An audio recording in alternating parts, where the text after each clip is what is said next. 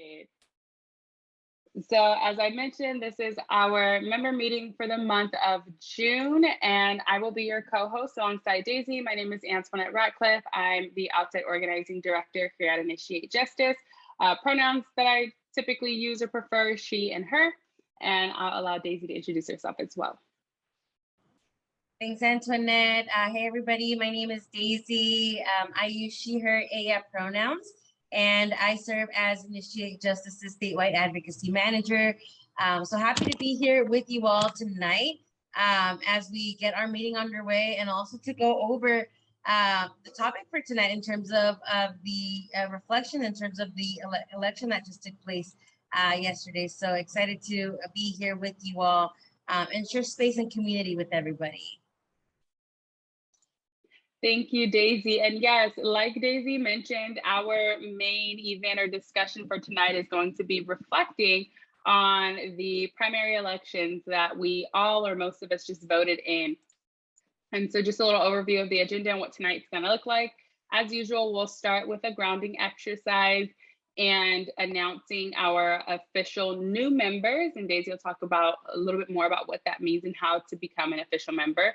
We'll provide some organizational updates and some committee updates from all 5 of our active committees. And then we will jump into our discussion tonight, which is reflecting, like I said earlier, on the primary election. Super excited. We have a couple of folks, organizers joining us to share about their experience. And then we'll also have the opportunity just in the larger group with everyone to hear from all of you in terms of how elections went, if you voted for the very first time, or if you were heavily involved in elections for the first time. We would love to hear more. And then also what we'll do after that discussion is we will wrap up with our member of the month and some closing remarks. For those who are here for the very first time, at about 8:30 when we close out the meeting, we will start our new member orientation. So if you are joining this call or joining Initiate Justice for the very first time, hang around for an extra 15 minutes after we close out at 8:30, because we'll give a little bit more background into Initiate Justice and our membership structure here.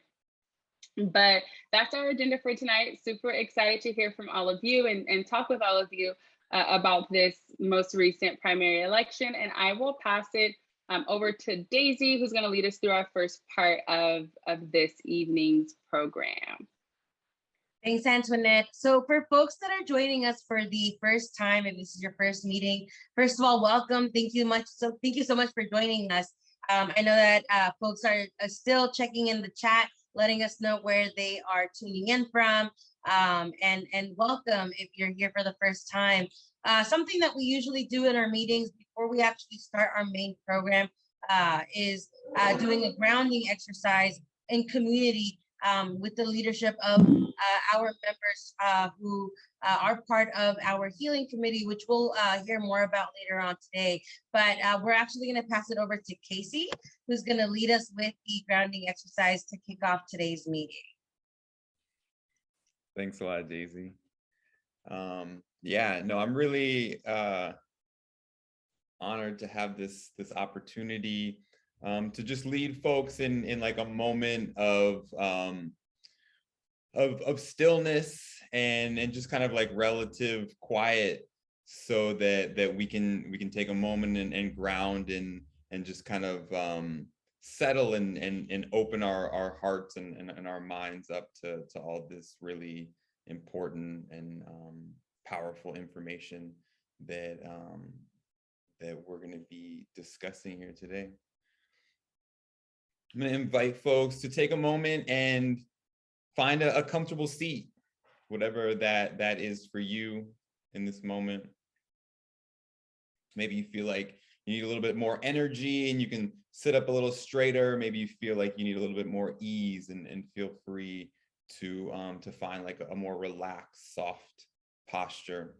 Yeah, and we can definitely just start off with a little bit of movement if that feels good. So maybe just kind of, it can be nice to sort of like draw the shoulders back, draw the shoulders forward, kind of move the neck a little bit, maybe even like move the face, open the eyes, open the jaw. This is not yoga. This is nothing structured. You're just kind of moving in a way that feels organic, that feels supportive, really, and moving in a way that feels good. What would feel good right now? And then whenever you're ready, come back to that neutral, settled, relatively still position.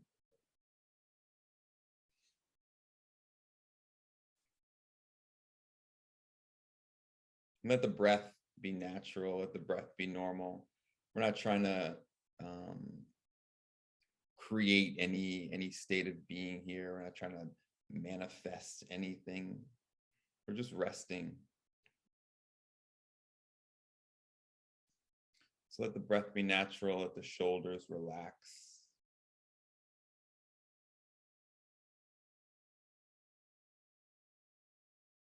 Take a moment to transition into stillness.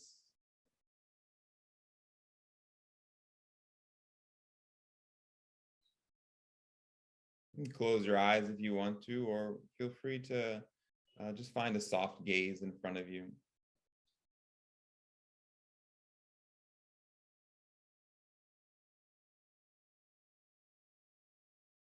Feel whatever parts of your body are making contact with the ground or with the chair.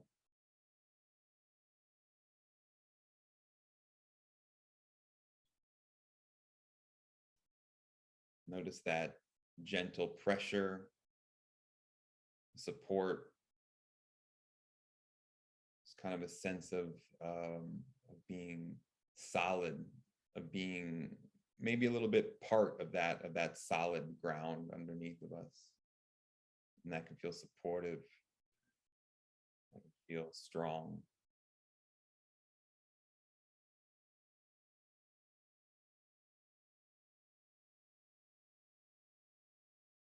Allow your body to settle into the earth.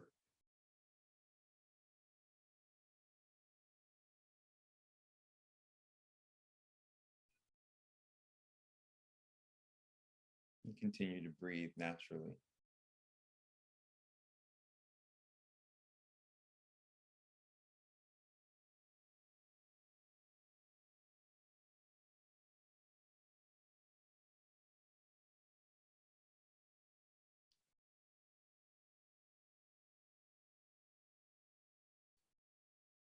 Notice the breath, the movement of the breath in the stomach or in the chest.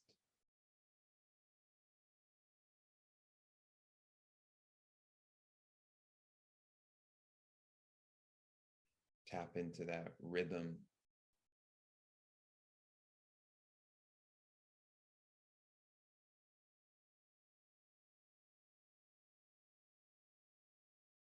Our bodies are mostly still, right?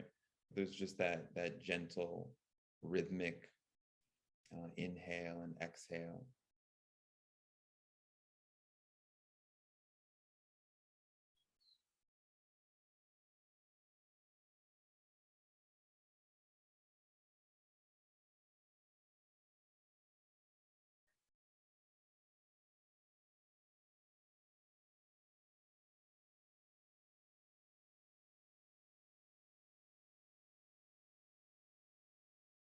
Continue to breathe naturally and notice the breath. And we'll just sit quietly for a few moments.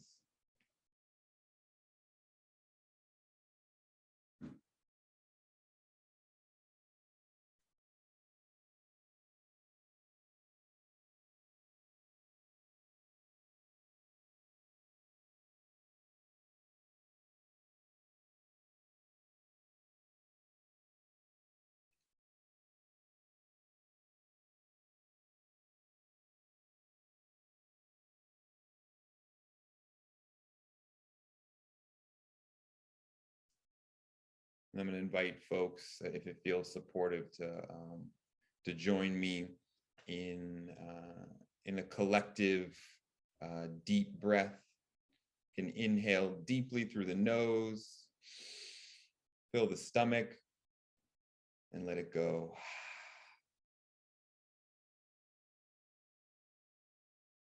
Beautiful. Thank y'all so much. Thank you, Casey. We really, really appreciate it. We appreciate your time, but also for giving us, right, that just moment of solitude. Really appreciate that. I'll pass it back to you, Daisy. Thanks, Antoinette. And thank you, Casey, for that exercise. Actually, it's felt super relaxing to sit and actually listen to yourself breathing and just noticing just how much your nervous system just tends to slow down and relax when you're really in tune with your body. So I appreciated that. Hopefully folks did as well, joined and participated in that.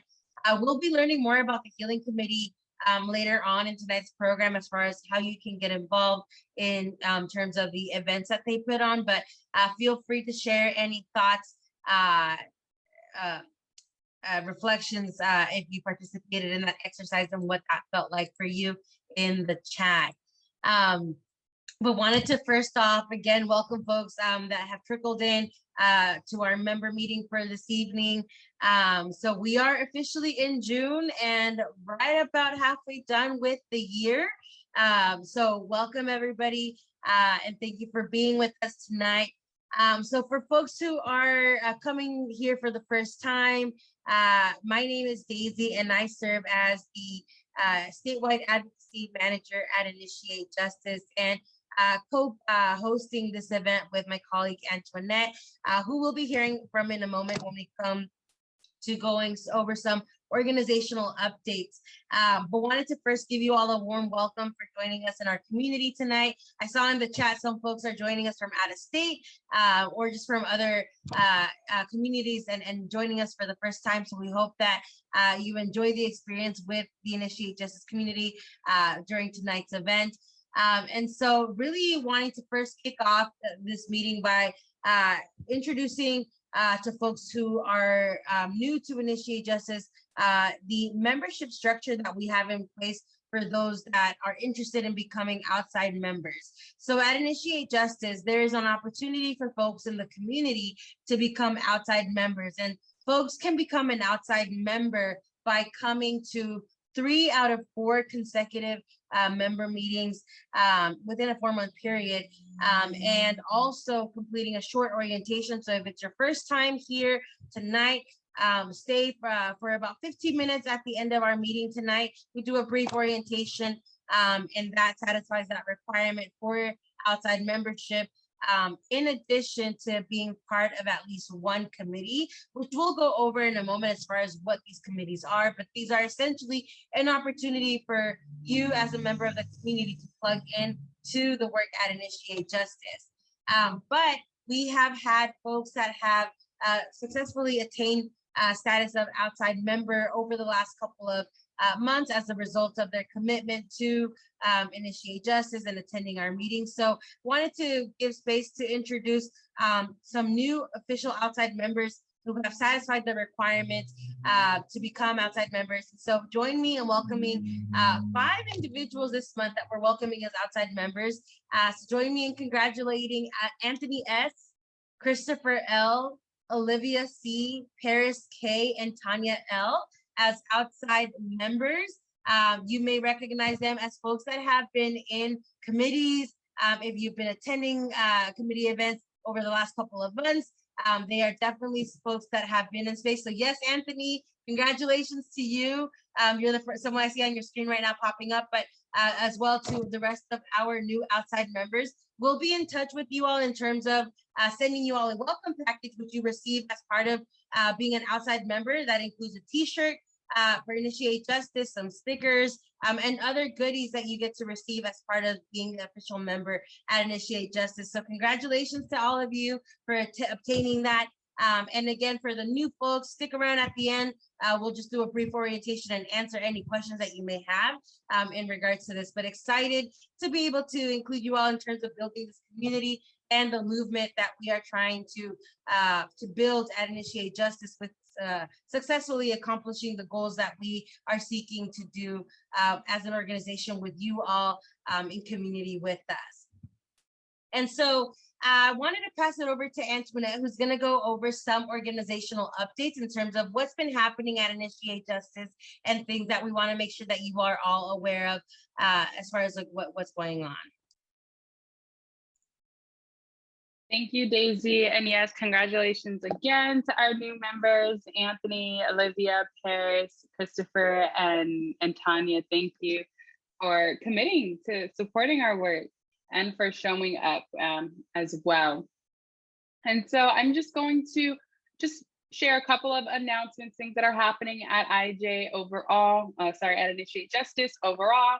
And so first and foremost, one of those is something I think a lot of folks are maybe excited to hear about, or have been looking forward to, is our Abolition is My Love Language t-shirt is now available and included in For Everyone Collective's shop on their website. So they have a grassroots marketplace where 100% of the proceeds are going directly to organizations doing this grassroots work, and also a marketplace with their organization, and their organization in general only employs formerly incarcerated people and their loved ones.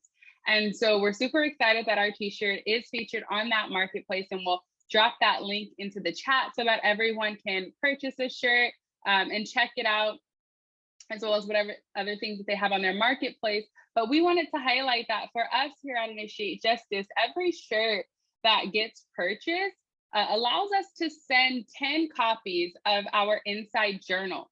And so for those who don't know, our Inside Journal goes inside to our incarcerated members 4 times a year. And it's a 6-page, fully colorful educational magazine, again, that we send out 4 times a year, and it provides opportunities for our incarcerated community members to really understand and be engaged and active in the policy change that we're making. It allows them to have an active voice, and also allows them to get timely and accurate information about the law, which we know inside is, a struggle to get to our loved ones. And so welcoming everyone to definitely check out the marketplace on For Everyone Collective's website, and check out our Abolition is My Love Language t-shirt. Also wanting, along with that, in speaking in light of abolition, we also have our podcast. So for those who don't know, and you might see some yellow backgrounds here, but we do have a podcast called Abolition is for Everybody, where some of our hosts, which are staff members here at Initiate Justice, along with other lived experience experts, have friendly conversations around what abolition means and how abolition will address harm, and how what we currently have isn't properly addressing harm. And so our episode 8 is now streaming and available. Episode 8 is Abolition Addresses Domestic Violence and Family Harm. And the co-hosts for this episode are joined by a former LWOP person, and also someone who is an advocate with the Drop LWOP movement, Susan Bustamante. So super excited for you all to listen to that episode and hear from Susan and our hosts navigate, how abolition can address domestic violence and family harm. And then also, if you want to learn more about Abolition is for Everybody, or you just want to learn more about abolition in general and have a space where you can sort of explore the questions and thoughts and things that come up when you think about abolition, then we have our companion space for our Abolition is for Everybody podcast, which is Abolition Corner. And so definitely inviting everyone to join Abolition Corner, and also check out the resources that come along with Abolition Corner, 2-pagers and just short reads that can really help you navigate some of those thoughts and questions that come up with abolition. And also there's other videos and things that you can check out. So definitely wanting folks to check out those resources that are available, and we'll drop that link in the chat. But don't miss out on your opportunity to purchase our Abolition is My Love Language t-shirt, and also the opportunity to listen to episode 8 of our season 2 of Abolition is for Everybody. One other thing, or 2 other things One is that for those who may not be familiar, we have our Institute of Impacted Leaders 12-week advocacy training program that is exclusively for people who are impacted by incarceration. And we just completed and wrapped up 2 cohorts. So we're graduating about 50 new outside organizers. These are people who are formerly incarcerated or have loved ones incarcerated who now have learned how to understand the legislative process, how to be involved in the legislative process, and how to be organizers and advocates for change. And so congratulations to our 50, I see some of them are here in the room today. So congratulations to our 50 new outside organizers that are graduating from the Institute of Impacted Leaders program. Also, wanting to, just for those who might be here for the first time, wanting to share a little bit of information like how you can learn more about the Institute of Impacted Leaders if it's something that maybe you might be interested in. So our Institute of Impacted Leaders, like I mentioned, it's a 12-week training that is specifically for people who are impacted by incarceration. And we spend those 12 weeks first going through like what community organizing looks like. Then we talk about exactly what the legislative process looks like and how we as constituents and community members can amplify our voices, amplify the voices of our loved ones incarcerated, and amplify the voices of all of our incarcerated community members in that process and advocating for new policies. And then we also talk about ways that we can advocate for ourselves using some of these newfound tools and skills.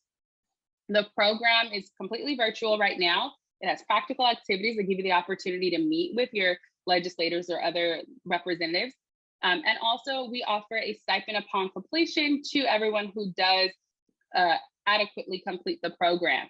So if that's something that maybe you're interested in or want to learn a little bit more about, then you can go to our website here and read a little bit more about the program itself. Thank you, Daisy. You can also go to tinyurl.com/impactedleader if you want to express interest in the program. And so as you all know, we plan to accept 1 cohort of about 24 people. We had an enthusiastic interest in the Los Angeles area. So we accepted 2 cohorts of about 60 participants. And so for this season, as you all know, like we did leverage our resources to accept those individuals. So we did do our 2 cohorts for the year, actually this time around in 1 run during spring. So our next cohorts we'll be announcing what they'll look like for next year as soon as possible. But if you want to get those emails, want to get those notifications, and be one of the first to know when those applications are going to be opening up and for what regions, then make sure you fill out the link that was dropped in the chat, which is, again, for those who might be calling in, tinyurl.com/impactedleader. And then one last update, and I promise that I will pass it back to you, Daisy. Last update is that Initiate Justice is observing some holidays and things coming up. So we will be closed on June 17th, and we will also be closed on July 1st. So June 17th, July 1st, Initiate Justice will be closed. Be patient with us and our staff as we respond to your emails and things during those times. But those are our updates. Any questions, drop them in the chat and we'll get to them. And I'll pass it back to you, Daisy. Thanks so much, Antoinette. And so I know that there was a lot of information that was dropped in the last couple of minutes in regards to t-shirts that are available for y'all to look at, the podcast, the Institute. And so please feel free to send us any questions at our emails. We're more than happy to share that information or even answer any questions that you may have if you're interested in any of these opportunities. So I am dropping my email in the chat, but it is Daisy, D-A-I-S-Y, Daisy like the flower, Daisy at initiatejustice.org. And please feel free to reach out with any questions, and I'm happy to forward any of these links if you want them in your inbox. They're also available on our Linktree that's on our social media accounts and our website. And then Antoinette can also be reached at Antoinette@initiatejustice.org. But for those of you that registered for tonight's for tonight's meeting, you should have actually my email in that Zoom registration confirmation that you received to access tonight's meeting. So the email is already in your account for easy accessibility. And so, yes, just wanted to uplift that. And also just wanted to point out in the chat, we just mentioned that Jay, one of our outside organizers, is actually wearing the shirt that we mentioned that is up for grabs. If you want to check that out, and we're going to spotlight Jay for a second to show off this beautiful shirt that says "Abolition is my love language." So again, for those of you that are interested in that, we'll drop the link in the chat once again if you want to check that out, and appreciate your support in any of the purchases that you make in regards to this. But thank you, Jay, for being our unofficial model tonight with this shirt. And so, being mindful in time, I want to move us along to our committee updates. So earlier I mentioned that we have this outside membership structure where you as a community member are actually able to partake in helping us with reaching our organizational goals and mission. And so one way by doing this and becoming an outside member is actually participating in our committees. So we have 5 different committees that members of the public are able to join and engage in and support. And each of these committees focuses on a different aspect of the work that we do at Initiate Justice. So what I'm going to do is I'm going to do a brief overview of each committee before I pass it to that committee's lead, and they are going to be giving us an update as far as like what that committee is doing. But that's just to give you an overview of these committees. And at the end of this section, if you're interested in signing up for any of these committees, there is a link that we can share with you. That's also going to be sent out in an email for folks that are new, as far as if you're interested in signing up for any of these committees. So the first committee is our advocacy committee. And this committee supports our policy campaigns while also empowering our members to be confident and impactful advocates. The advocacy committee members actually organize to help pass and implement the various pieces of legislation that we are co-sponsoring or supporting. And this committee is also expanding the scope by creating spaces to equip members to be policy advocates in their everyday lives and also engage with the abolition movement. One thing I do want to point out for this committee is that no policy experience is or background is needed to be part of it. If this is an area that you're wanting to learn more about, it's definitely an accessible space that our policy team makes in making sure that you learn as you go and making sure that you're part of this process. And so I'm going to pass it over to our policy team, who's going to be giving some updates as far as what they've been up to at this committee and upcoming events that folks can look forward to if they're interested in this committee. Thank you, Daisy, for that great overview. Hi, everyone. This is Greg, the Policy Director for Initiate Justice, he, him, his. This month, we'll be having 3 events where there'll be opportunities to talk about our work. As Daisy mentioned, this committee supports our legislative campaigns. We currently have 5 bills that are moving and are all doing very well, you know, in large part to the support that we get from all of our members and folks who tap in with our committee. So in the committee spaces, we go more in depth about these legislative campaigns, the things we're working on, the way that folks can make phone calls and, you know, send letters and spread the word on social media and various actions like that. So I definitely would encourage people to come to one of our spaces. As Daisy mentioned, it's welcome, open to everyone. No policy experience necessary, just please show up and we'll give you all the tools and skills you need to be effective advocates. So briefly, just going chronologically with our events this month, next Wednesday, actually, we're going to be doing an Instagram Live at 5 p.m. My colleague Sarah will be going over, again, the campaigns we're working on, but also some budget stuff. So next Wednesday at 5 p.m., please join us on Instagram. The following week on Tuesday, the 21st at 5:30 will be our monthly advocacy committee meeting.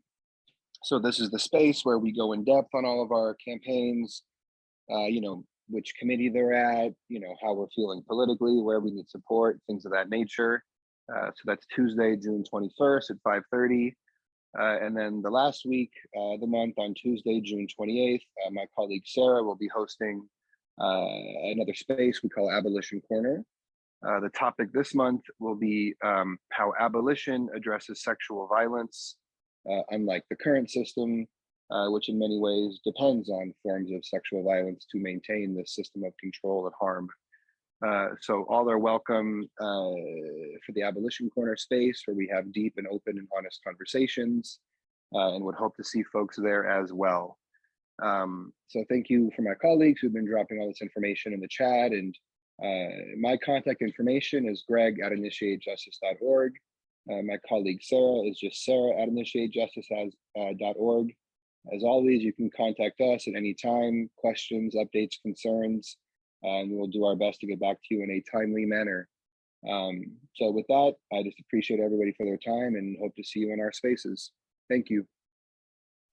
Thanks, Greg. And again, these events, we drop the dates and times in the chat, but have no fear. We have a handy dandy calendar that you can access, the links for all of these events, the description for all of these events.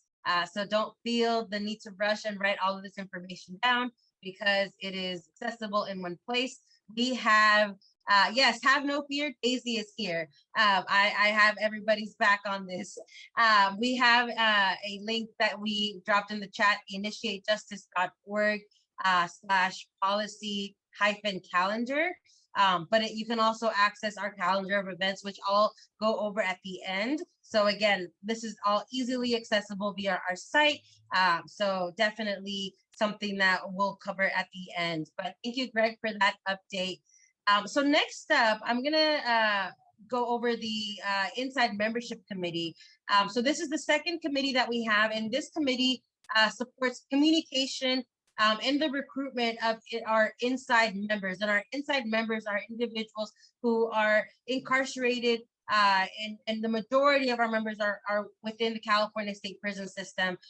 We're currently at over 45,000 inside members. And so this committee really is the committee that holds the work in terms of ensuring that when we prepare the policy journal that is sent out on a quarterly basis, that is prepared by the volunteers of this committee, translated, because we have a Spanish version available for our members, and ready to go by the time that we send out the journal.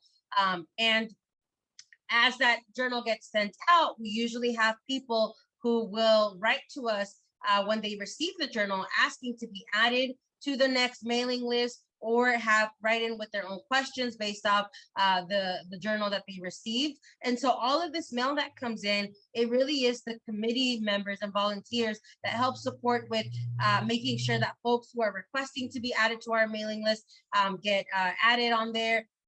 That if we have letters that we need to respond to, folks on this committee volunteer to do that. And so really this committee is what holds the entire inside membership, like the way we run things in this department. And so wanted to turn it over to Michelle, who's going to give a brief update as far as like what this committee is up to.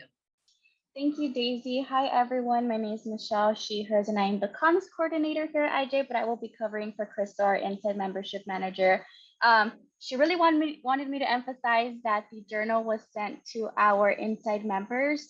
They will be receiving it in the next few weeks. I know it's in the printer, so please, please, please let your loved ones know that it's coming. They'll be receiving it very soon, and we look forward to hearing from you all, like telling us that it's here. Also, just wanted to mention that the journal did go out to 45,000 people. That is half the California state prison population. That's amazing. That's a huge number. So just wanted to point that out as well. But the next Inside Membership Committee meeting will be on July 13th from 5:30 to 6:30. But if you have any questions about Inside Membership, you can email Crystal at initiatejustice.org. I know Daisy will drop it in the chat, but yeah, those are all of the updates. Thank you, Daisy. Thanks so much, Michelle. And we just dropped in the chat, thank you, Antoinette, Crystal's email address. So if you have questions in regards to the journal or getting involved with this committee, you can email Crystal, CRY stal@initiatejustice.org.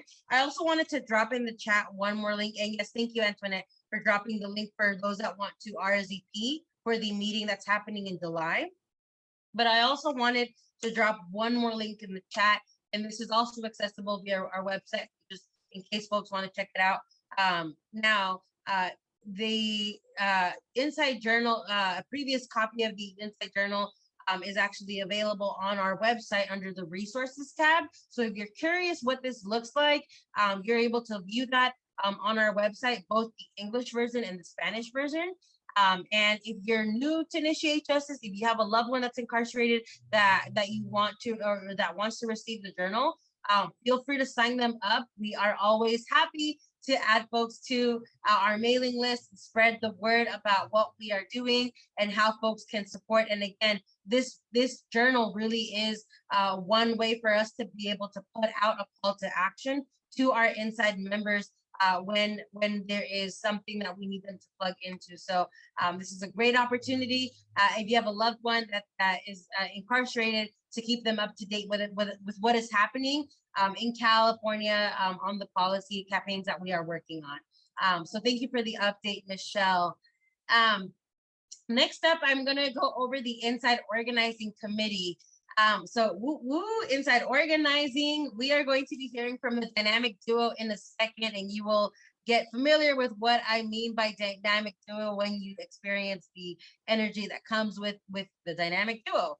But the Inside Organizing Committee is actually tasked with developing the leadership of our inside organizers. So we have our inside members, which are individuals that receive the journal that gets sent out 4 times a year. But we also have folks that are incarcerated who wanted to take an extra step to actually learn how to organize inside of California state prisons and actually take on the task of making sure they can pass information, organize folks to complete calls to action, and so forth. And so the inside organizers that we have really are the heart of the work that happens inside of state prisons and making sure that our messages get and calls to action are spread from inside with our members. And so these inside organizers get trained by folks on the Inside Organizing Committee, volunteers who have taken on that unique opportunity to engage with folks and make sure that they are trained over phone in regards to, and also in regards to the correspondence first that gets sent into them. So I'm gonna pass it over to Lee and Adam, the dynamic duo, to talk more about what this committee has been up to and how you can plug in. Thank you so much, Daisy. Good evening, my fellow social justice voting victories. This is our time of the year to make sure our voices matter and make sure that they count. First of all, before I get started, I just want to say a shout out to Ephraim. Yesterday was his birthday. Happy birthday to our staff member, Ephraim. And also celebrating, tonight is all about celebrating your freedom to vote, civic engagement, and building community.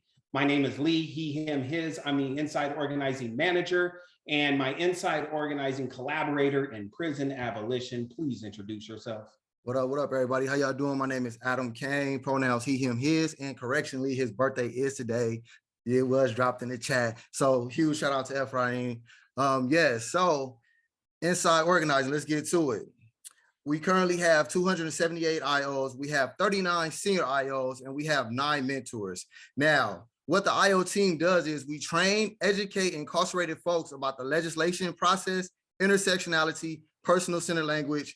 We do this through a 61-page curriculum and workbook where graduates receive certificates and support letters for their efforts, right? And let me just branch off real quick, because as y'all can see, I'm representing for all the Institute impacted leaders that's getting ready to graduate. I support, I know how I feel, so congratulations. So I want to dedicate tonight's meeting on my behalf to y'all, you know what I'm saying? So that's what we're doing Inside Organizing. With that, I'll pass it back to you, Lee. That's not all we do. We also send in monthly newsletters and bill updates. I see you, Mr. Joe Bell. You dropped a thing in the chat earlier about you used to receive IJ's materials while you were inside. Thank you for being here, and thank you for the other inside organizers that are able to join us tonight. We appreciate you. So after training the inside organizers, we want them to level up. We want them to become the leaders, the standout advocates on their facilities. And so we support them in collecting their letters, conducting surveys, carrying out social justice action items behind those prison walls. So to continue and support, we have phone trainers, and within those phone trainers, that's where the IO committee comes in with their organizing efforts about uniting the peers and the loved ones to change the laws and the bills geared towards prison abolition. So Adam, why don't you talk about the workshops we have planned for this year? For sure, for sure. We definitely are getting ready, prepared to have workshops to be able to go inside and be able to educate our loved ones that are inside and incarcerated folks on all these different things that take place with which is what we are currently dealing with right now, right? Civic engagement, not only just civic engagement, but helping them and showing them with civic engagement from prison and inside organizing, looking at the legislation process, intersectionality, and all the things that ties with to being an inside organizer. So currently, the IO committee is asking if you want to be a part of our power building process of inside organizers. Come and join us every first Thursday of the month. And I'm telling you right now, we are getting ready to take it to another level because more people are getting involved, right? We have all our loved ones that are out with us right now, currently putting our votes in, and we're going to take that energy and be able to uplift our incarcerated population and share with them of how important this is and how we can really, really, truly change the system and demolish this prison system through the importance of knowing how to activate our political power. And that's what we're going to do. So with that, I'll pass it back to you, Lee. Y'all have a good night. Enjoy tonight's meeting. Thank you. Absolutely. And I'm sure Daisy will be dropping these in the line, but you can hit us up at our emails, lee@initiatejustice.org or adam@initiatejustice.org. Again, thank you so much for being here. And we want to celebrate Ephraim and also all of the people that have graduated the Institute of Impacted Leaders, past and present and future. We're going to keep pushing. We're going to keep moving this, and we're going to keep changing these laws in California and making sure that we're bringing our folks home. Thanks so much, Lee and Adam, for that update. And so again, the Inside Organizing Committee will be meeting again on Thursday, July 7th, which is the day after the July member meeting. So we'll make sure to remind you at next month's member meeting. But thank you both for that update. And also just wanted to uplift that both Lee and Adam we're able to, if you're brand new to Initiate Justice and learning about us for the first time, one thing that Initiate Justice worked on in the last couple of years was on a campaign that restored the right to vote for over 50,000 Californians. And so Adam was actually a former inside organizer that worked on that campaign when we were trying to get that passed in the state legislature, and so was able to vote out here as a result of the effort and work that he put in when he was an inside organizer in getting Prop 17 passed. And Lee as well was able to benefit from the passage of Proposition 17 with being able to cast his vote for the very first time in recent elections. So round of applause for all of our returning community members who are able to participate in our democracy by voting as a result of this big win that they both were instrumental in helping pass. So thank you both for that.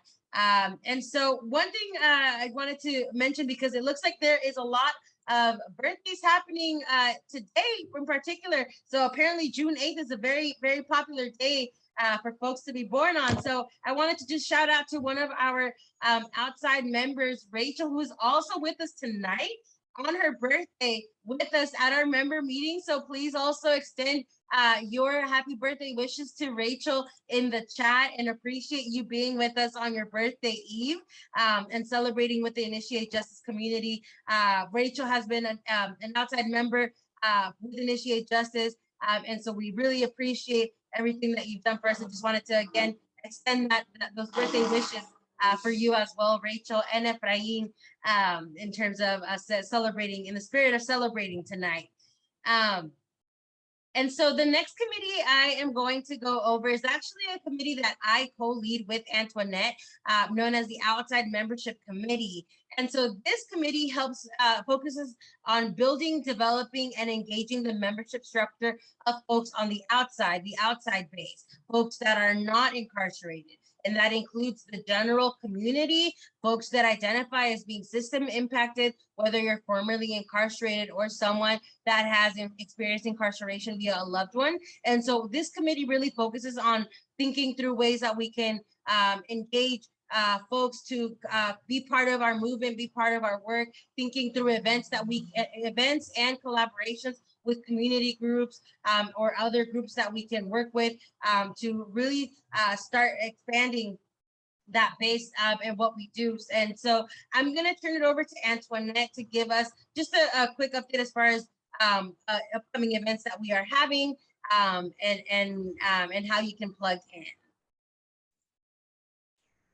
Thank you, Daisy. And yes, so our outside membership committee really has identified that, one thing that we have to do to keep our members engaged is invest in our members. And how can we do that? How can we continue to build up our existing membership base? And so something that we've been working on at the amongst the outside membership committee is strategizing and planning what types of skill building webinars or opportunities we can make available to our outside members and to our general community. And so we've recently had several this year. We've had one on public speaking. We've had one on professional, speaking in terms, so not public speaking, but professional engagement in terms of how to prepare and be poised for opportunities like job interviews, like networking opportunities, or even just meeting with your representative. And so that's what our outside membership committee has been working on. And then also working through ways that we can connect with and do outreach in the community and connect with more potential members, whether that be allies or directly impacted folks in our community. And so if that's something that's of interest to you, if you have ideas or what types of things you would like to see or ways that we can even invest in yourself, in being an outside member, what are some things that we could do and make available to our community to encourage engagement, but also, like we mentioned, you all are the reason we're able to do this work, the reason that we are successful. So how can we make sure that we're feeding back into our membership base as well? And so something that will be coming up, and we'll share more details as we nail in dates and times, but we are collaborating with an organization that's going to provide a financial literacy training to our members. So something, again, not within our expertise here at Initiate Justice, but we have identified amongst our outside membership committee that it's something that folks need, right? And in order to continue to volunteer your time and your resources, you have to have that time and those resources. And that comes with, stability in other areas of our lives. And so that is one thing that we will be offering in the month of July. And we'll share out more information with our community members, but Daisy did just drop the save the date. So it'll be Tuesday, July 12th, and we'll have more details to provide. But if you're interested in any way in supporting that, we have our committee meeting. Our next one is going to be on Wednesday, June 22nd, which is the end of this month, from 5:30 to 6:30 p.m. Join us so we can talk about other ways that we can continue to build up our members and invest or connect with new members. And then Daisy's dropping the RSVP link there. But for any questions, concerns, feel free to email myself or Daisy. Again, that's daisy@initiatejustice.org, or myself, Antoinette, ANTOINETTE, @initiatejustice.org.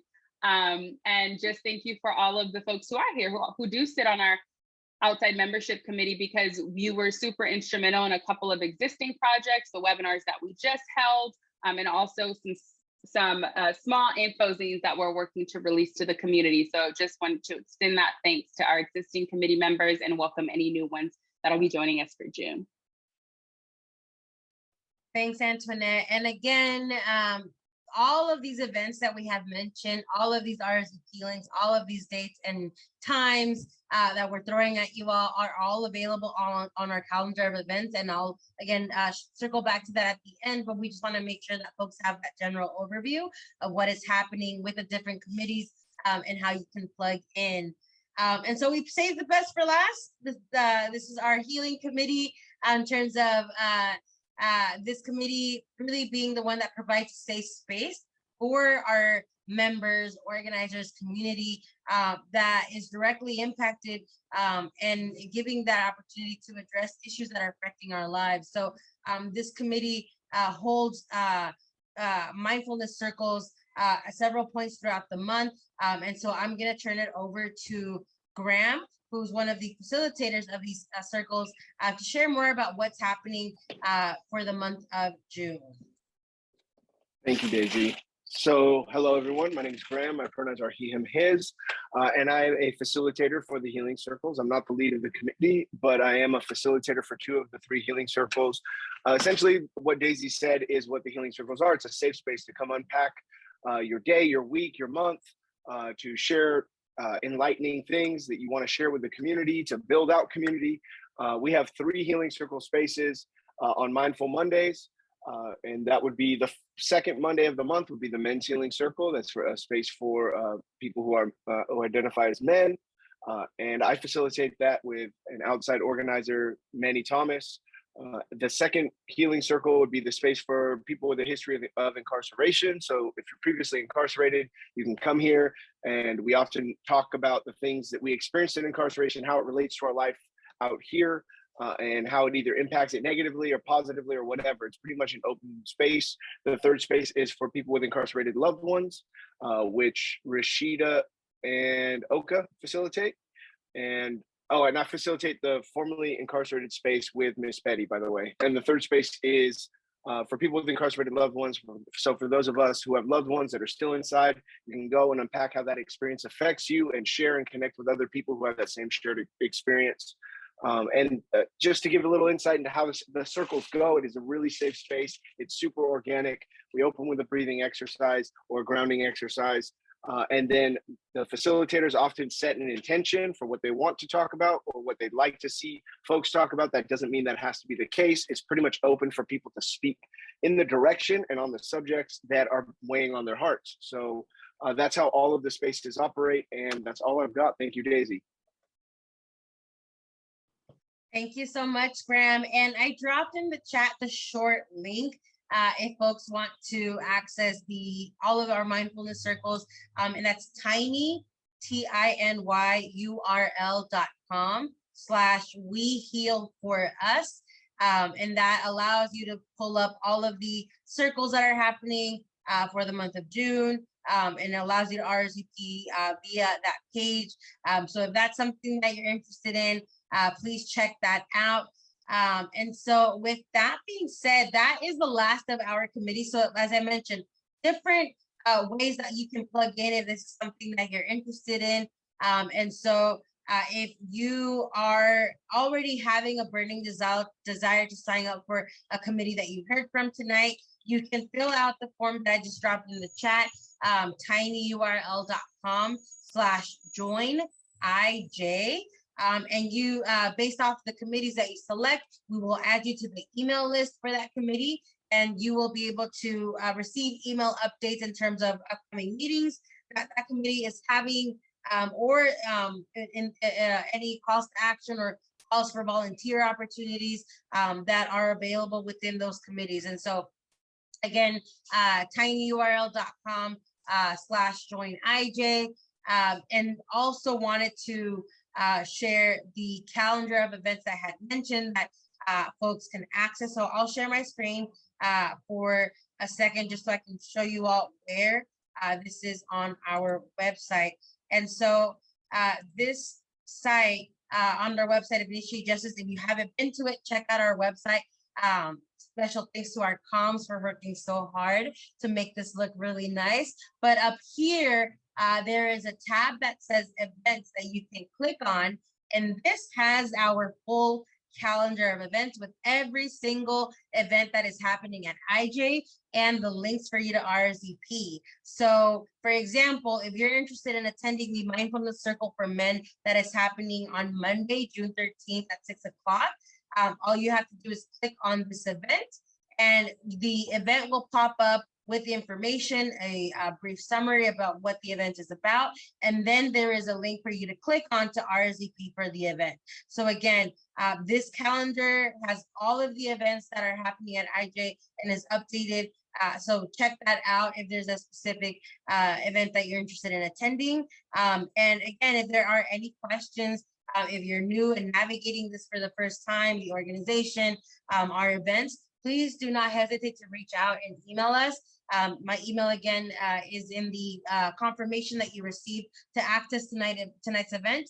So happy to answer any questions that folks have in terms of events that are coming up and how you can plug in.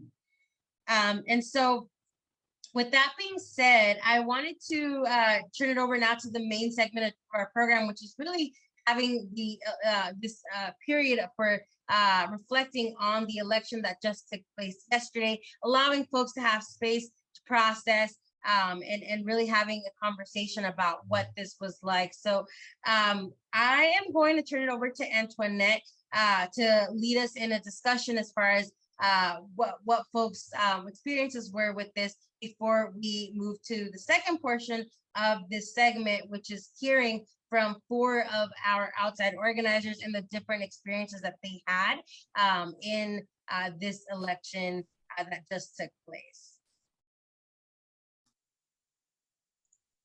Thank you very much, Daisy. And so, yes, so I see there's a conversation going on in the chat, just recognizing Stephanie for her work with the campaign for Ulysses Hernandez. And so there's conversations already getting started about like what happened with elections, right? And how are we feeling? How are we feeling after voting? How are we feeling after seeing the results?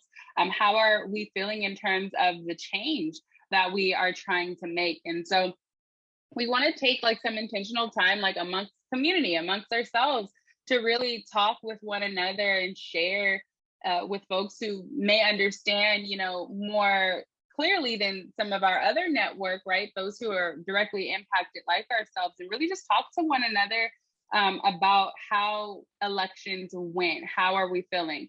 In particular, some things that we want to discuss are things like if you participate in the election, whether that be voting, working on a campaign in any way, shape, or form, how are the results impacting you right now as you are, you know, seeing the results, looking at the results? How is that making you feel? And then also, if you didn't vote in the elections, in the primary election, but you are eligible to vote, then we would like to know, you know, what was that barrier? What was that resistance? What could be done or should be done to help empower and encourage more people who have the right to vote to actually exercise it? So we want to hear from you, just like, why didn't you vote? You know, if you have the right to. And then what we also, you know, want to talk about is for those who don't have the right to vote for any reason. So if you, for any reason, do not have the right to vote, whether that be citizenship status or age. I don't know if we have, you know, any of our youth here in this space, but wanting to talk and hear from those who didn't have the opportunity or the right to vote.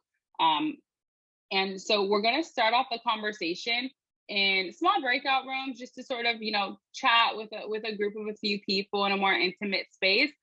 And then we're going to come back and have a larger discussion with everyone and really just share with all of us about sort of how that went and how we're feeling about this recent election, and then really acknowledging and recognizing ourselves and everyone who contributed to Proposition 17 passing and restoring voting rights for some of our staff, many of our organizers, many of our members, our families, our friends, and everyone who didn't have the right to vote before, but now does, regardless of their, you know, status of being on parole. And so it's a huge victory, you know, but like I think someone mentioned in the chat with the Ulysses campaign, like the work is not over, the fight is not over, the fight doesn't stop here. We've restored the right. Now we have to make sure everyone's exercising it and really reflect on how we can make sure that we are collectively achieving change through the ballot as well. So that's what we're going to talk about. We're going to start off in breakout rooms in small groups, and then we'll talk for about 15, let me look at the time just to make sure. We'll talk for about 10, 15 minutes in our small groups and then come back and share widely. So wanting to first just check with Daisy to see if we are good to go to jump into our breakout rooms. I see a nod. And then we'll come back in a few minutes and chat all together. Does that sound great for folks? Sound fine? Are we okay? Are we ready to talk about elections? Maybe. Yeah, I see some thumbs up. All right, cool. Okay, I see some of you are with me, so great. All right, so we'll go ahead and jump into breakout rooms, and I'll see you all back here in a few minutes. All right, welcome back, everyone. As many of you might be seeing, Ephraim is joining us. So if we all want to just like wish him another happy birthday in the chat while he's here for a moment. And super excited actually that Ephraim is here for this segment, because Ephraim is actually one of our staff members, another one of our staff members who benefited from Prop 17 passing and having his right to vote restored and being able to participate in this election. This primary election for the first time. And so super excited, Ephraim, that you're joining us now. We're just coming back from a group discussion and breakout rooms, talking about like what the experience was like with this election, how folks are processing the results. And so wanting to hear from folks, like just how that went, or what are some things that you talked about in your breakout room?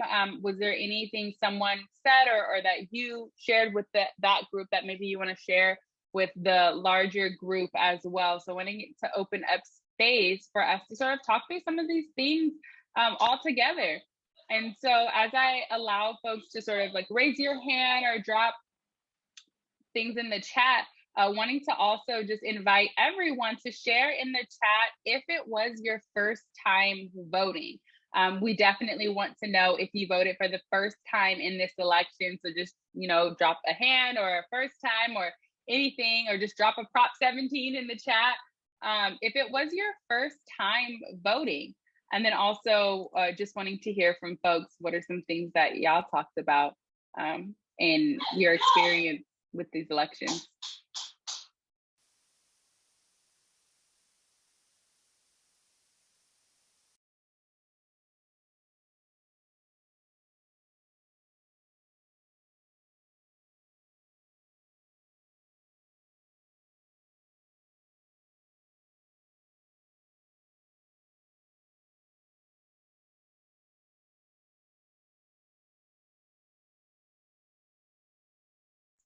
And just wanting to acknowledge some of the things that are coming through the chat and folks that voted for the first time. So congrats, Derek and Jose, and also Joe, for having that opportunity to vote. And then also folks like Ephraim and Adam, who also had the right to vote. And so definitely, first and foremost, like congratulations to everyone, even if it wasn't your first time voting. But if you're in one of those circumstances where you voted before, but you maybe didn't vote from a very informed place, like with education and researching the candidates, and maybe this time was a little bit different. I know, like for me in particular, this time voting was significantly different from any previous time that I voted, and how I conducted my research and made sure that I was well educated on the candidates and casted a well educated vote. So I just want to acknowledge also that for people who maybe didn't vote for the first time, but voted differently this time than how they normally would.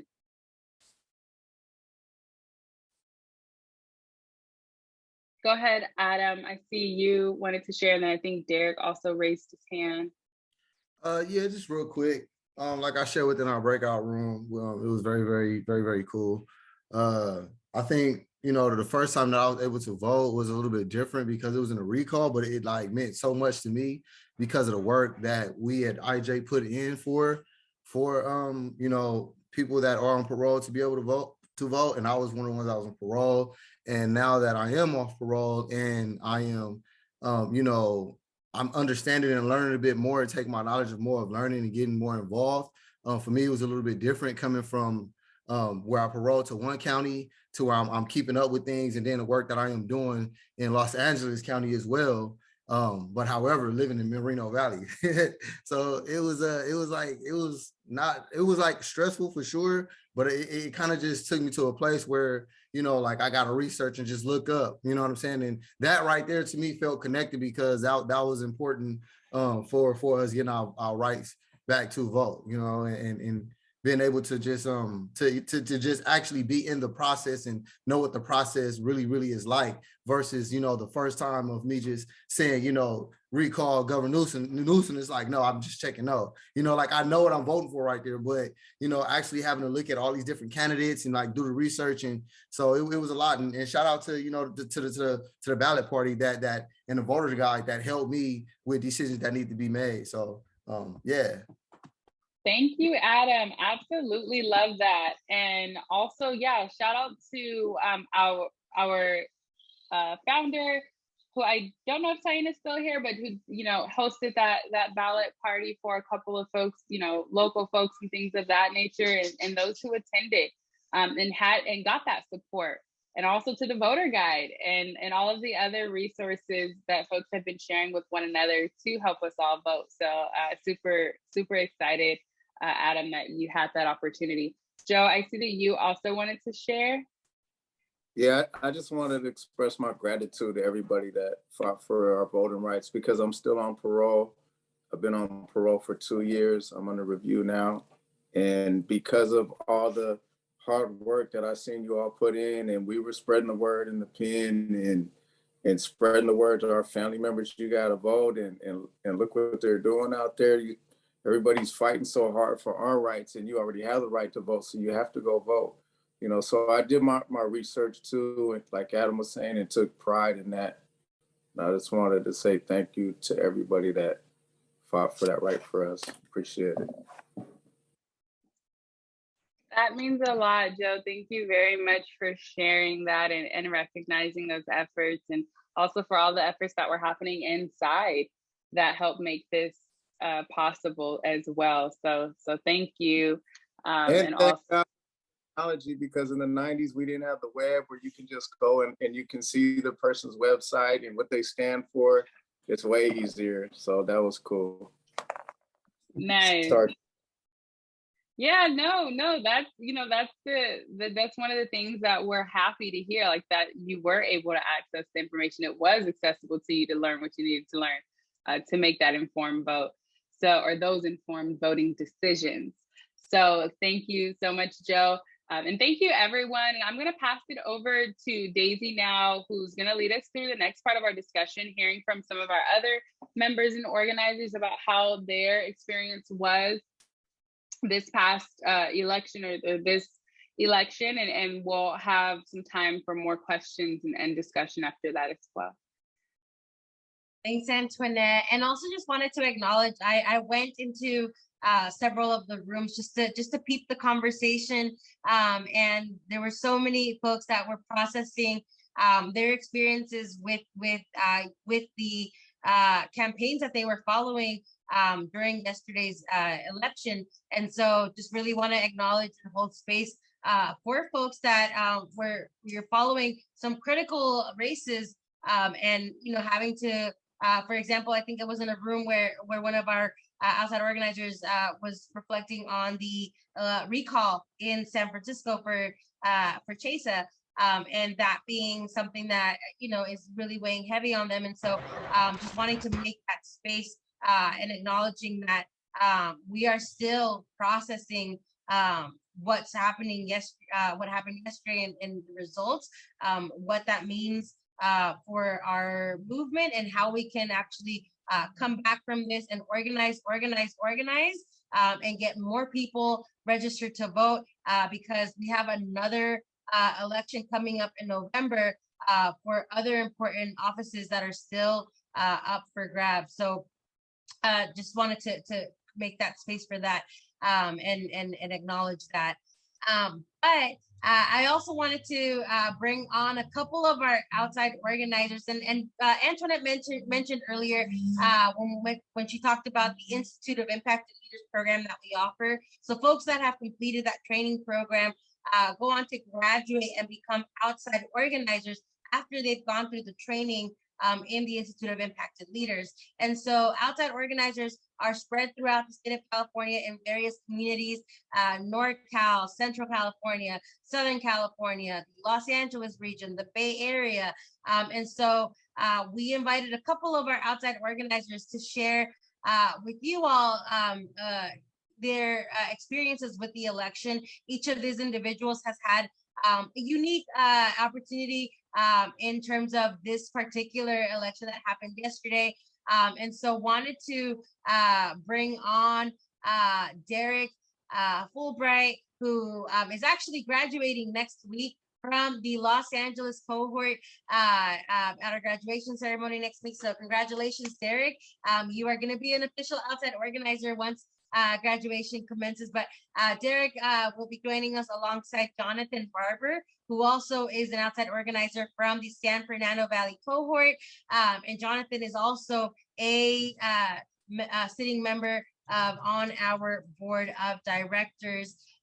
In addition to Jonathan, we are also bringing on Jay Hockley, who is another outside organizer coming from the Fresno cohort, a current board member, and also lastly bringing on Stephanie Mendez, graduated from the San Fernando Valley cohort.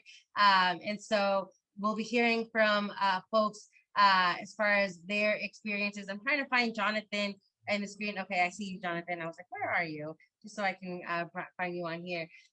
But yes, and so wanted to first start off by giving each of these individuals an opportunity to introduce themselves to you by sharing their name, whether it's their first time voting, if that's applicable in their case, and if they are someone that was formerly incarcerated, if they're a beneficiary of Proposition 17, before we turn it to each individual to share a little bit about their experience with this election. So Derek, why don't you kick us off with just a brief introduction?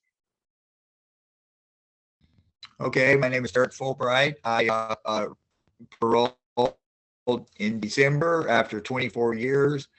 So I am on parole. If not for Prop 17, I would not have been able to vote. So I voted for the first time ever. I was blessed with a visit from IJ Action. I live at a transitional house out in, it's called Clear Skies Ranch in Reseda. And Taina and Emiliano came out and gave us a lesson on voting. And so she went through the voter guide, which was very helpful. Of course, it showed which candidates take money from law enforcement and district attorneys and that kind of thing. So we all, there was 5 of us that went over to Los Angeles Valley College for, it was like an educational opportunity. So while we were there, they had a voting spot. So we went in there and dropped our ballots in, and we took a picture, a group picture of us. And, you know, and we may have voted for all the same people. We're not sure. But, you know, I'm going to check the results later. But that was my experience. And it was really great. You know, I especially Taina and Emiliano, they were very helpful. Thanks, Derek. And for folks that aren't familiar, Taina and Emiliano are with Initiate Justice Action, and that is the organization that folks have been referencing tonight in regards to the voter guide that was created by folks from that organization. We'll be hearing a little bit from one of our outside organizers here on this panel that actually worked on that. But I just wanted to give that background for folks who are not sure what that reference is in regards to the voter guide. But thank you, Derek, for that brief introduction. Jay, I'll pass it next to you. Just your name, if you're first time voting, or if you're a beneficiary of Prop 17, and then we'll pass it to Jonathan and to Stephanie before diving into the conversation. Thank you so much, Daisy and Derek. So hey everyone, my name is Jay Hockley Sr. My pronouns are he, him, his. I am an outside organizer. I'm blessed enough to be a graduate of the Institute of Impacted Leaders, Fresno cohort. And I'm also a sitting member of the executive board of Initiate Justice. And it's an honor and a blessing to be here on this panel. I'll kick it over to my friend and colleague and social justice warrior, Stephanie. Get it. Hello, everyone. My name's Stephanie. My pronouns are she, hers. It's not my first time voting, but I'm not a Proposition 17 doesn't affect me, but I did work on a campaign. Was I supposed to introduce myself, everything complete, tell my whole story, or just? No, that's perfect, Stephanie. And Stephanie also identifies as being system impacted, although not being formally incarcerated. So coming from that perspective, we'll be hearing from her in a little bit about her experience with working on a campaign. I think it may have been for the first time, Stephanie, but we'll hear from you in a moment about what that was like for you. And then Jonathan, if you could also close us out with the introductions before diving into the conversation. Good evening, everyone. Thank you for the opportunity. Very blessed to be here. So yes, this was the first time I have voted since being released. It's not the first time that I ever voted, and thankfully being granted this opportunity to vote this time, I was able to redeem my horrendous vote for President Bush in 2000. So with that being said, I am also a board member, like Jay said, and but I've contributed to every aspect of IJ, from inside to impacted student, to just volunteering with IJ, and now the fortune of working as a board member. So I'm grateful in that regards. Thank you so much, Jonathan, and everybody for that. And so each of these individuals has a unique experience in terms of what they were able to, how they were able to participate in the election that just happened yesterday. And so wanted to give space to each individual to share a little bit more about what that was like. And starting off with Derek, because Derek, being a first-time voter, actually was able to meet a candidate and engage with the candidate. And so wondering, Derek, if you can share with us what that experience was like for you, especially as someone that identifies as being formerly incarcerated, just being released, and now here you are about to, vote and having to be able to meet with the candidate. And so we just wanted to hear from you what that experience was like for you. Okay, so we went to a meet and greet with Henry Stern. He's a senator now, but he was running for, man, it's called not controller, is it? Man, no. Board of Anyways, Supervisor. I know that's it. Okay, so it was again Taina and Emiliano. So we go to Sherman Oaks, very nice neighborhood. And I got there early and somebody told me there was a baby shower and I thought it was the wrong place. Anyways, I got there late, but it was this beautiful backyard, nice house. And they had a circle of about maybe 12 people and they were already talking. Taina and Emiliano were there. And a lady was talking about the homeless problem and there were, it was just really great. So I come in there and I'm, kind of the fly on the wall for a while. But at a certain point, me, Taina Emiliano, and Henry Stern kind of grouped up and we were really talking about a lot of stuff. And Henry Stern, he cares about people. He's a good guy. I voted for him, and hopefully I think he wants to change his position so he can do more good. And he really talked about a lot of stuff, but that was, from 7 months before that, I'm at a Kern Valley State Prison, and now I'm sitting back here with these neighborhood people in Sherman Oaks, talking about the local politics of the Valley. It was beautiful. And again, I thank Taina for that. She knew that I lived in the Valley, and she said, "You want to go over there?" And I said, "Yeah, I'll go over there." And so super cool. That's all I can say. Thank you, Derek. And so glad you had that unique opportunity to meet a candidate and be able to ask questions and really just better inform yourself about somebody in person and being able to meet them at this event. Usually when I see invitations for candidates meet and greets, or if usually you got to pay like a ticket that's outside of my budget. And so glad that you are able to engage in this very unique opportunity for you, just in time for the election, to help you also better assess what the right decision was for you in terms of that particular office that was up for vote. So thank you for sharing that.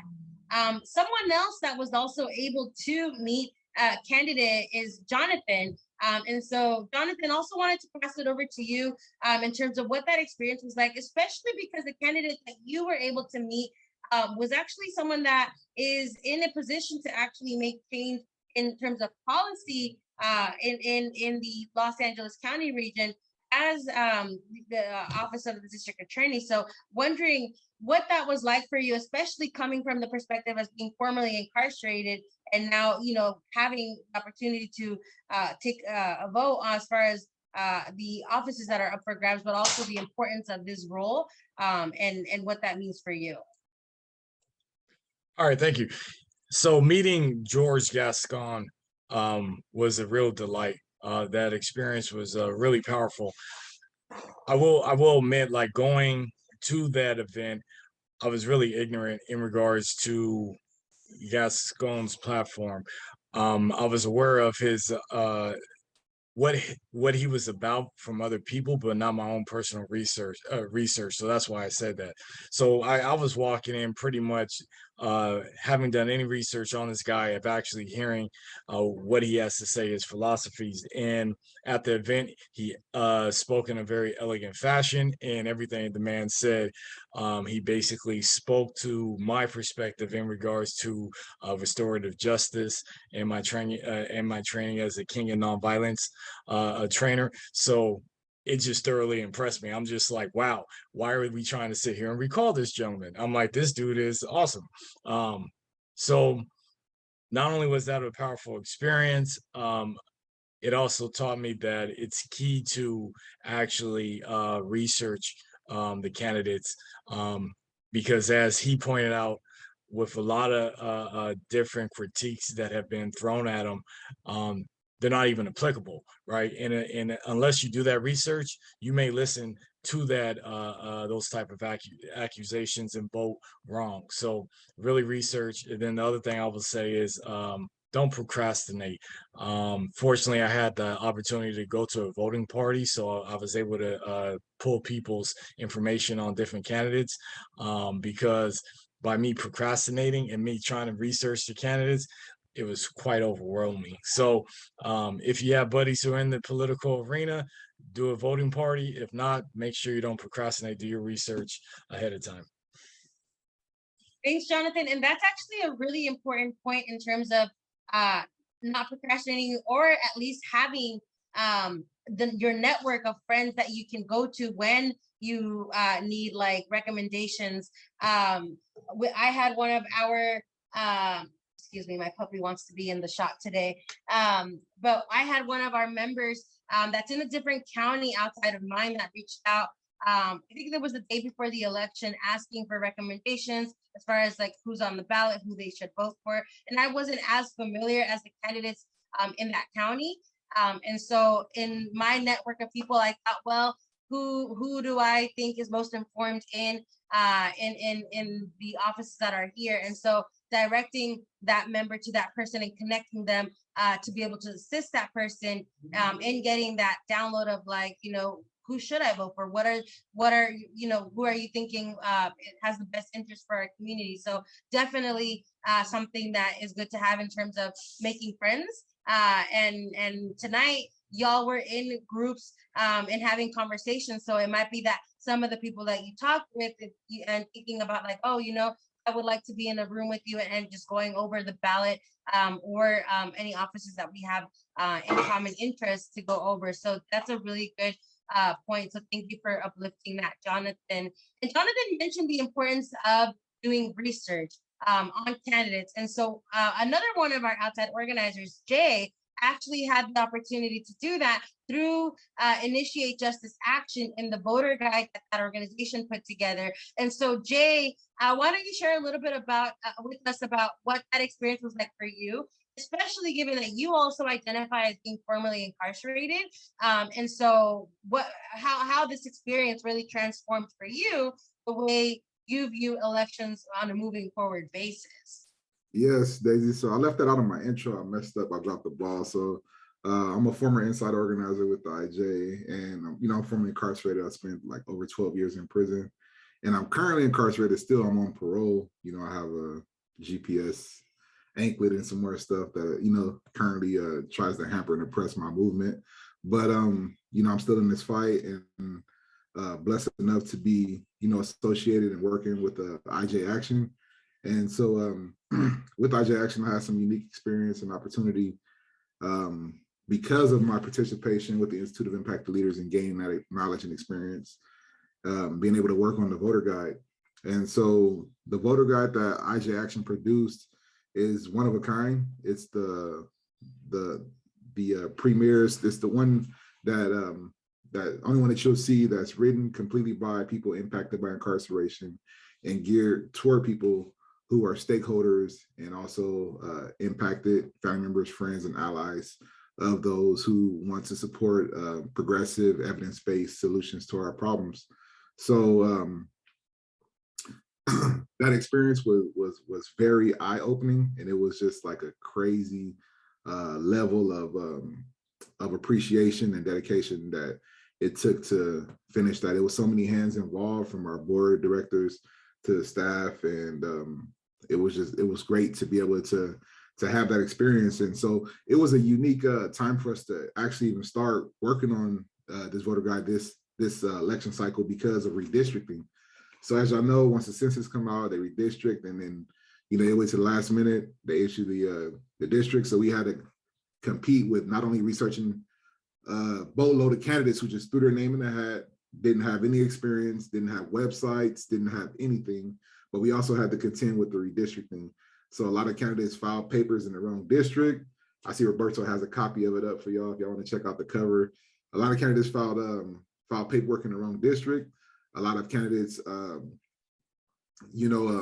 state had them, listed wrong, had their parties listed wrong. So we had to do a lot of research. And with that research, we were able to just search candidates' websites, also use the Secretary of State's master list to be able to decipher everything and figure it out for ourselves. And along with that, we brought in some other talented, impacted individuals who had prior experience doing work like this to help consult with us and give us a leg up and help us out. But we found out that it was things that we already knew, we had already found out through trial and error. So with that, there became a whole different level of experience and understanding. We're able to see, based on the candidates' campaign contributions, track back their campaign contributions and see who's actually donating money to that candidate. And then if this candidate has held previous office, or even based on the statements that they're making and the platform that they're running on, we're able to see, why they're either voting that way or framing their platform in a certain way. So we were able to see that candidates who take a lot of money from law enforcement tend to support, less reform measures. They tend to support less non-reformist reforms. And they even, a lot of times, often don't even show up when it comes time to vote for bills that will, drastically reshape the system as we know it. So we're able to connect the dots and see, like, okay, when they take money from law enforcement, this is what happens. Those who don't take money from big money, these are the reformers. These are the people who go in there, with the rah-rah spirit and who actually follow through. And so we're able to make that connection. And so with that personal experience, through working on the voter guide, researching candidates, and being able to participate in a national conglomerate of progressive minds, and having that type of experience and bringing it back to my inner circle and bringing it back to my friends and colleagues, and us all pouring into each other and building up on what we know, we able to see now within our friend circle, we're like, hey, let's hold ballot parties. Let's do a ballot party. As a couple of people mentioned, Taina helps with the ballot party. Also, my wife and I, we did it on a smaller scale. And you have that fire and desire to be able to take what you know and be able to help others and say, hey, let me help you if you don't mind. Let's help each other. Let's get together. Let's fill this out. Let's figure this out. And we're able to see, like, hey, impacted people, we deserve a right to sit at this table. We deserve to have our voices heard because we're the ones that they're always using as ploys and plans to get these crazy laws passed, to get this crazy oppression validated through policy. And so we have to be involved in this conversation, right? We have to be the ones who tear down the system because our allies can't tear it down without us. Some legislators, as y'all learned through the Institute of Impacted Leaders and personal experience, some legislators, they don't really understand the way it is on the ground, and they need our voices to be able to help change and abolish what's going on and build up systems of care and love. So yeah, it was great, just from taking that personal experience, helping some of my friends and colleagues over, Instagram DMs, helping them fill out their ballot, but yeah, I suggest y'all, get that voter guide, and also too, the one that we're going to be producing in November. It's just amazing, what the doors of the Institute of Impacted Leaders have opened, and, being around this abolitionist community of love and care, So thank y'all. Thanks so much, Jay. And for folks that are wanting to check out the voter guide, I dropped the link in the chat, but the website that you can access this through is through Initiate Justice Action. So that's a separate organization, and their website is IJ and then Action, ACTION.org. And on their page, you'll see the link to access the voter guide, and you can download it and view it that way. So yes, okay, great. Glad you found it, Anthony. And so thank you for sharing that, Jay. And the last person I wanted to turn it over to is Stephanie. And Jay, thank you for dropping the email in the chat, info@ijaction.org. And Jay will be happy to connect with you in regards to the guide. But the last person I wanted to turn it over to is Stephanie, who is an outside organizer that doesn't identify as being formally incarcerated, but does identify as being system impacted via their loved ones. And so Stephanie actually had the unique opportunity to work on an actual campaign for a candidate that was running in her community. And so Stephanie, wondering if you can share with the group what this was like for you, if this was the first time you had worked on a campaign, if you learned anything from this experience, and just the value of what that did for you as someone that identifies being system impacted, and the importance of being civically engaged with our election. So I turn it over to you to share your thoughts, comments, and also thank you for your work in going out and being part of a campaign for your local community. Thank you, everyone. I want to thank IJ as well, because, if I wasn't for IJ, I would not heard about the Institute of Impacted Leaders, and just basically all the tools I gained throughout the process of the Institute of Impacted Leaders, and now that I was able to be a part of a campaign for Eunices, who's a good friend of mine, who I, met her through doing the activism work, and now being a part of her campaign, knocking 64,000 doors, 64,000 doors for that campaign. There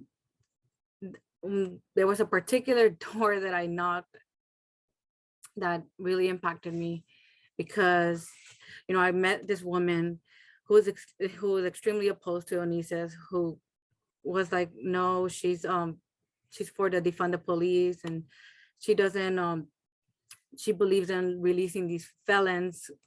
And I'm like, wow. I'm like, okay. So that just flipped me, and I was like, okay, let's see how I started sharing a personal story with her. Then I guess me sharing my personal story, she opened up a little bit more and got more comfortable talking to me. And then she actually shared that she had a loved one, a brother, who was incarcerated and who actually passed away in prison. So that, for me, like, really impacted me. Like, just being able to talk with her and sharing with her about Initiate Justice and the work that we do, and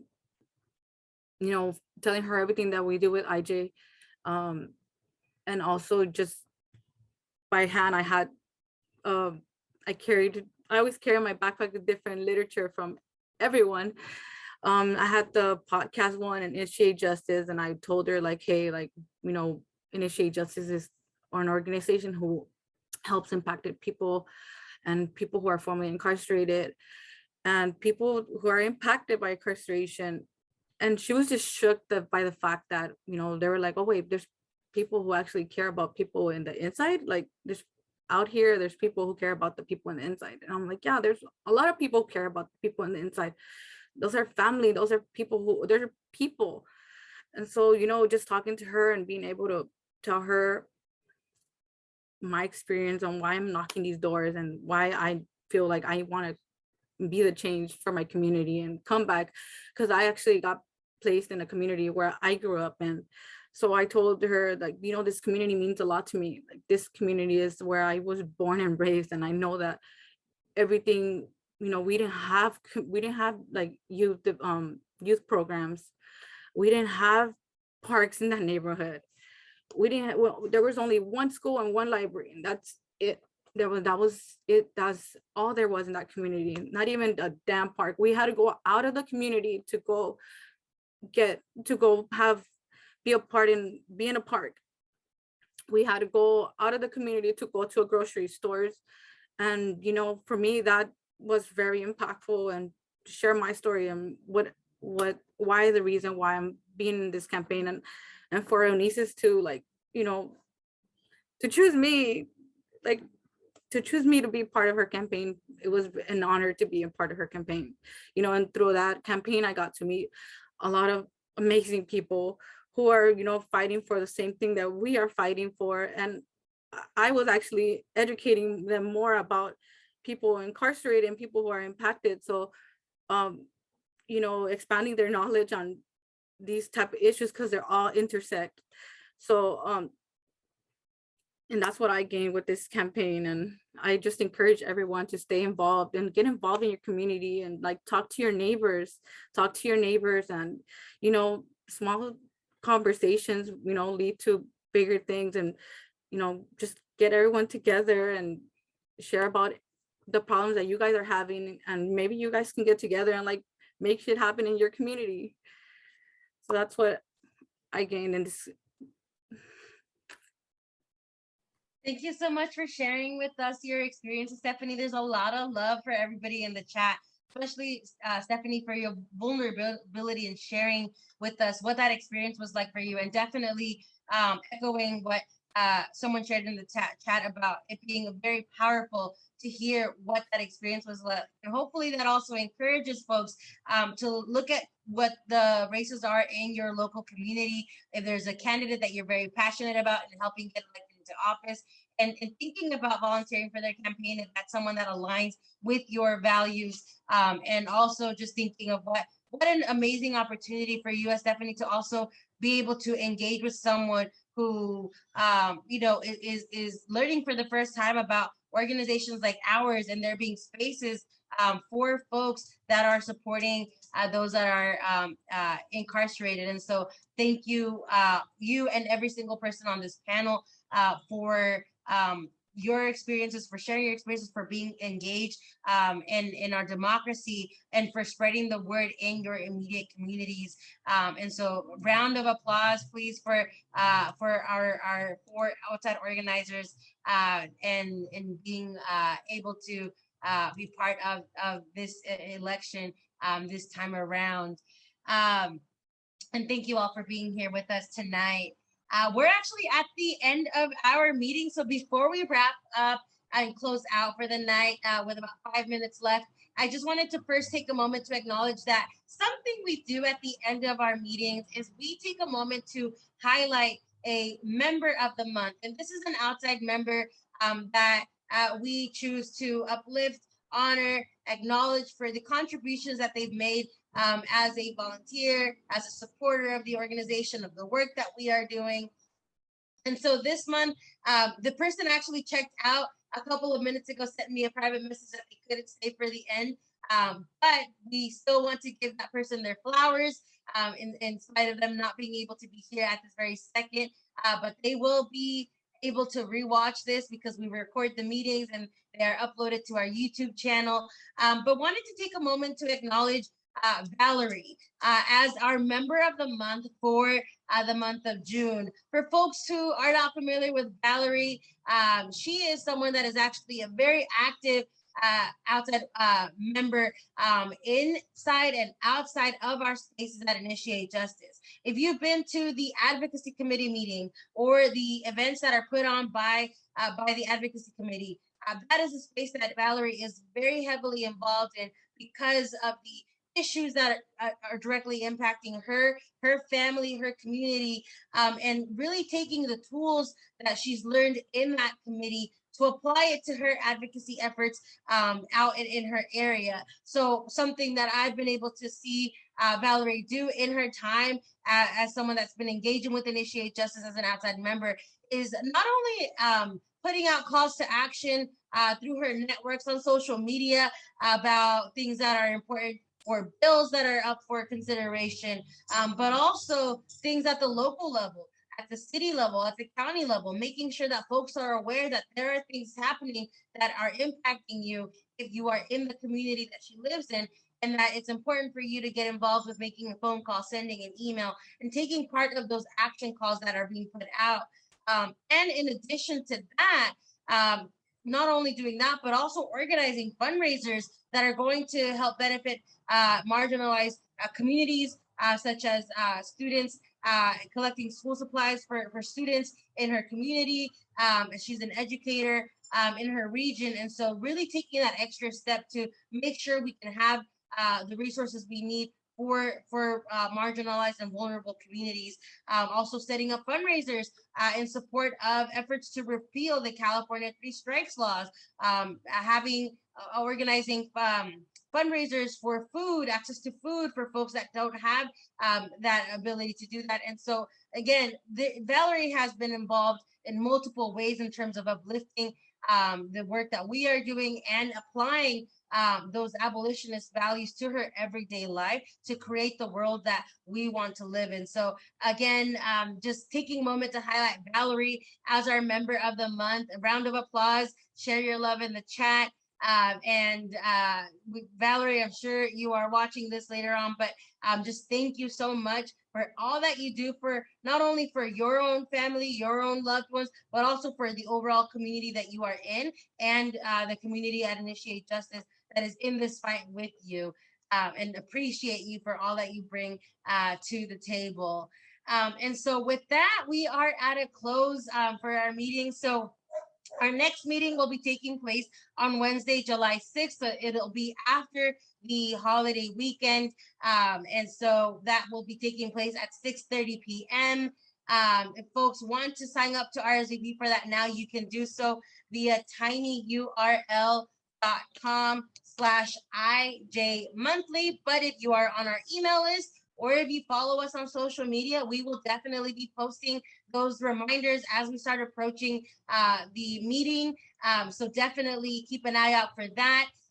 For folks that are brand new, please stick around. You're here for the first time. We'll do a very short orientation. We won't keep you for long, but this is just to help satisfy that requirement to become an outside member once you reach 3 out of 4 meetings in a 4-month period. And so again, if folks want to sign up for any committees that you heard about tonight, there is a link in the chat that we will drop where you can do that. But you will receive that email in your own email if you are a newcomer here. But otherwise, Antoinette, is there anything you wanted to share in closing before we close out our meeting for tonight? No, just a couple reminders. Make sure y'all get your Abolition is My Love Language t-shirt. Make sure you check out our Abolitionist for Everybody podcast. And also, when you do have time, check out our calendar of events and decide which spaces or committee meetings you would like to be in this coming month. But other than that, just thank you everyone for joining us. We specifically wanted to create this member meeting to reflect and debrief from elections and that experience for all of us. Considering like how instrumental Prop 17 was in a lot of our voting rights and how instrumental all of you have been in these elections in various capacities. So thank you, and everyone have a good night.